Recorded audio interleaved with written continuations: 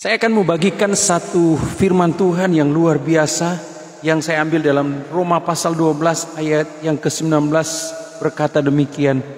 Janganlah kamu sendiri menuntut pembalasan, tetapi berilah tempat kepada murka Allah, sebab ada tertulis pembalasan itu adalah hakku. Akulah yang akan menuntut pembalasan, firman Tuhan. Tetapi jika seterumu lapar, berilah dia makan. Jika ia haus, berilah dia minum. Dengan berbuat demikian, kamu menumpukan bara api ke atas kepalanya. Firman Tuhan berkata, jangan menuntut pembalasan. Sebagai manusia, kita sering mau menuntut pembalasan jikalau ada orang yang menyakiti kita, jikalau ada orang yang berbuat salah kepada kita, jikalau ada orang yang dendam kepada kita, maka kita juga mau untuk berbalas atau menuntut balas kepada dia. Dia sudah mencaci saya, maka saya akan mencaci dia. Dia telah menyakiti hati saya, maka saya akan membalas dia untuk menyakiti hatinya. Dia sudah mengata-ngatai saya, maka saya juga akan mengata-ngatai dia. Kita seolah-olah mau membalas akan apa yang orang lain lakukan dalam kehidupan kita. Tapi firman Tuhan berkata, janganlah kamu sendiri menuntut pembalasan.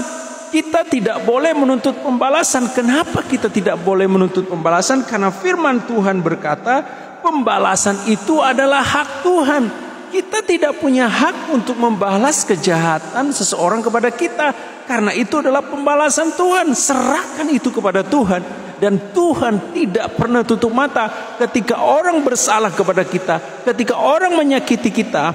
Tuhan tidak tutup mata dan dia akan melihat dan dia akan membalas apa yang telah dia lakukan kepada kita.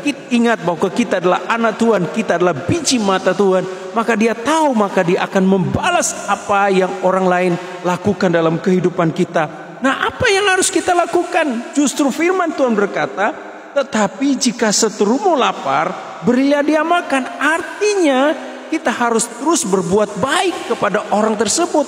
Sulit untuk kita lakukan, tapi ini kebenaran firman Tuhan untuk kita belajar bersama-sama memberikan sesuatu kepada orang yang bersalah kepada kita dengan kebaikan. Kalahkan kejahatan itu dengan kebaikan. Dengan cara apa? Kalau dia lapar, kita beri dia makan. Kalau dia haus, kita berikan minum. Mungkin dia lapar kebenaran firman Tuhan. Mungkin dia lapar, dia haus tentang kebenaran firman Tuhan. Berikanlah makanan kepada orang yang menyakiti kita dan berikan minum kepada orang yang menyakiti kita. Tuhan Yesus memberkati.